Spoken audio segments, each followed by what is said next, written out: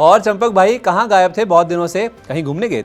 अरे कहाँ संदीप भाई, रोजी रोटी के चक्कर में इतनी व्यस्तता रहती है कि क्या ही बताएं। तुम बताओ क्या हाल है? बहुत दिनों से तुमने कोई हिडन जेम्स नहीं बताया। अरे हिडन जेम्स तो तुम्हें जरूर बताऊंगा भाई। और तुम रोजी रोटी की बात कर रहे हो तो चलो इस बार तुम्हें रोटी से ही जुड़ा एक शेयर बता रहा हूँ।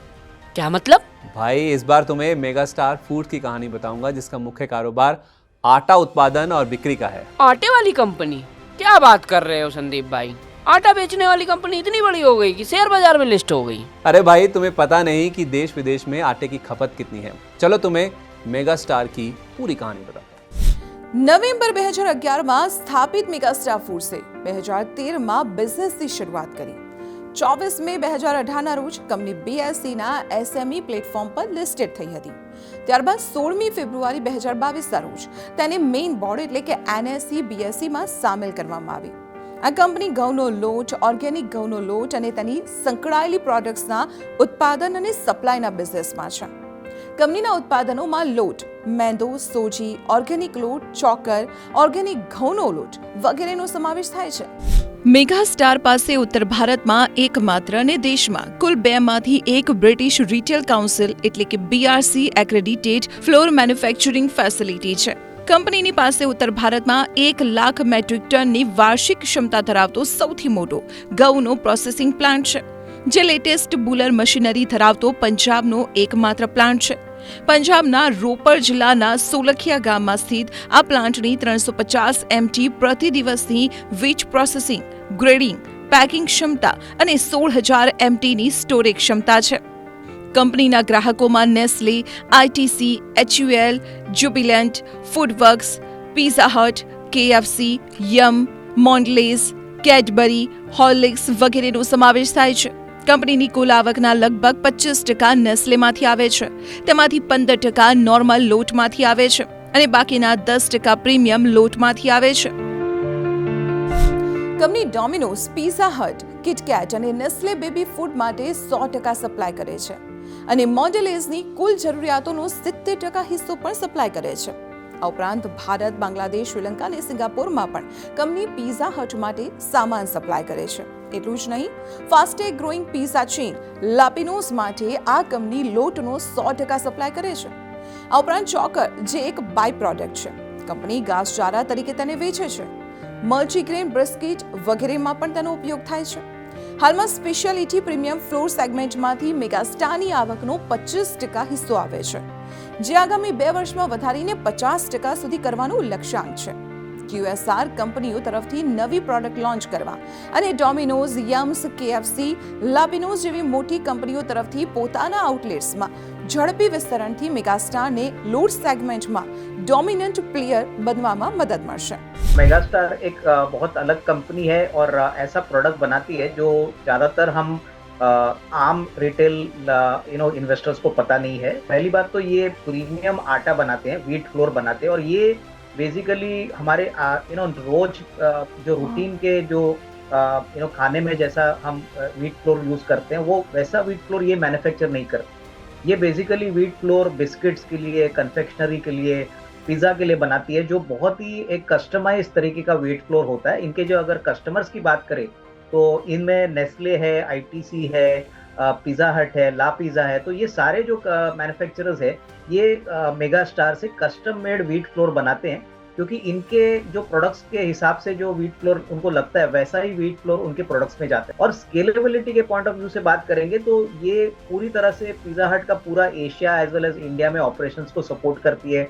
नेस्ले का भी करीबन 50% जो उनका चॉकलेट का व्हीट फ्लोर का डिमांड होता है वो केटर करती है। ITC भी इनका काफी बड़ा कस्टमर है। कमाल है संदीप भाई, आटा उत्पादन करने वाली कंपनी देश विदेश में इतना कारोबार कर सकती है, ये तो मैं सोच भी नहीं सकता था।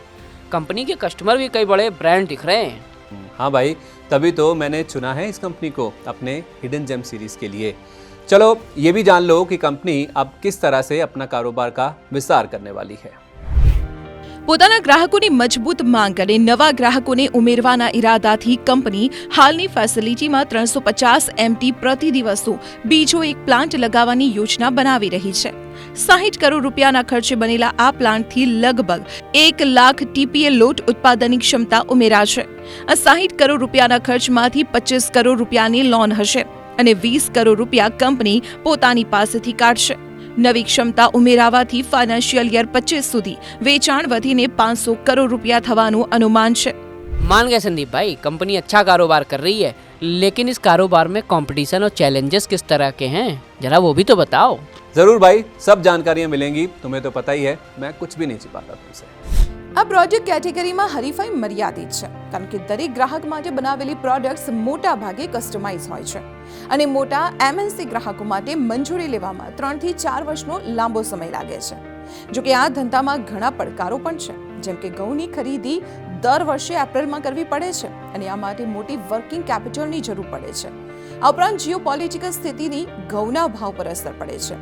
ઉપરાંત રશિયા યુક્રેન યુદ્ધને કારણે આગામી 2 વર્ષ સુધી ઘઉંના ભાવ ઊંચા રહેવાની धारणा છે. सबसे बड़ी चुनौती इनके लिए यही है कि इनका जो मेन रॉ मटेरियल है वो वीट फ्लोर है. देखिए, वीट का खरीदना और वीट की अवेलेबिलिटी सही टाइम पे रखना ये बहुत इंपॉर्टेंट है, क्योंकि इस धंधे में इन्वेंट्री आपको टाइम पे खरीदनी पड़ती है, उसकी स्टोरेज भी करनी पड़ती है. तो अगर वीट के प्राइसेस बीच में बढ़ गए या अवेलेबिलिटी में थोड़ा सा प्रॉब्लम हो गया, तो सबसे बड़ी चुनौती तो इनके रॉ मटेरियल पे है, क्योंकि ये एग्रो बेस्ड कमोडिटी को एक वैल्यू एडेड फॉर्म करके अपना जो प्रोडक्ट है वो एंड कस्टमर्स को बेचते हैं.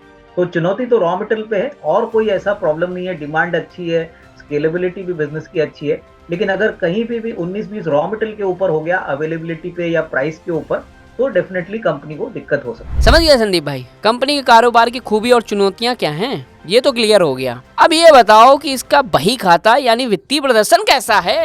हाँ चंपक, बताता हूँ, पूरी जानकारी मिलेगी तुम्हें. ફાઇનાન્શિયલ યર 23માં કંપનીએ 268 કરોડ રૂપિયાનું વેચાણ, 21 કરોડ રૂપિયાની એબિટા અને 10 કરોડ રૂપિયાનો નફો નોંધાવ્યો હતો. નાણાકીય વર્ષ 2024ના પ્રથમ 6 માસિક ગાળામાં એટલે કે H1માં વેચાણ 123 કરોડ રૂપિયાથી વધીને 140 કરોડ રૂપિયા થયું અને નફો 2.87 કરોડથી વધીને 4.11 કરોડ રૂપિયા રહ્યો. મેનેજમેન્ટના મતે નાણાકીય વર્ષના બીજા 6 માસિક ગાળામાં એટલે કે H2માં પરફોર્મન્સ સારું રહે છે. એટલું જ નહીં, નોર્મલ લોટના 5 થી 6% ઓપરેટિંગ માર્જિનની તુલનામાં સ્પેશિયાલિટી ફ્લોરમાં 10%થી વધુનું માર્જિન રહે છે અને નવી ક્ષમતા ઉમેરાવાથી આગામી 2 વર્ષમાં વેચાણ તેમજ માર્જિનમાં પણ મોટો સુધારો થવાની આશા છે.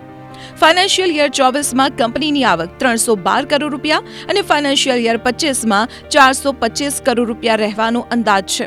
આ જ રીતે આગામી 2 નાણાકીય વર્ષમાં નફો 13 કરોડ અને 16.7 કરોડ રૂપિયા થવાનો અંદાજ છે, જેનો અર્થ એ થયો કે ફાઇનાન્શિયલ યર 24માં 13 રૂપિયા અને ફાઇનાન્શિયલ યર 25માં 16.7 રૂપિયાની EPS એટલે કે શેર દીઠ નફો રહેવાની આશા છે.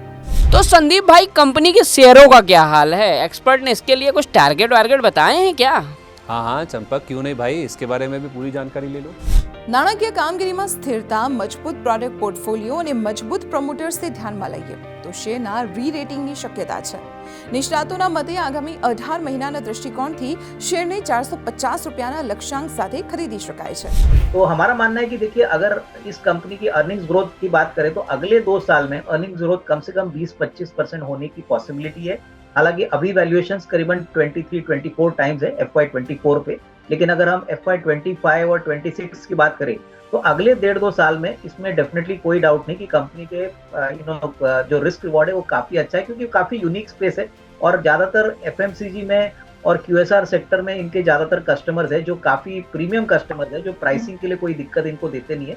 तो हमारा मानना है कि 450 to 475 ये कम से कम 12 से 18 महीने का अगर कोई टारगेट लेके काम करता है तो करीबन 450 to 475 का टारगेट प्राइस पॉसिबल है.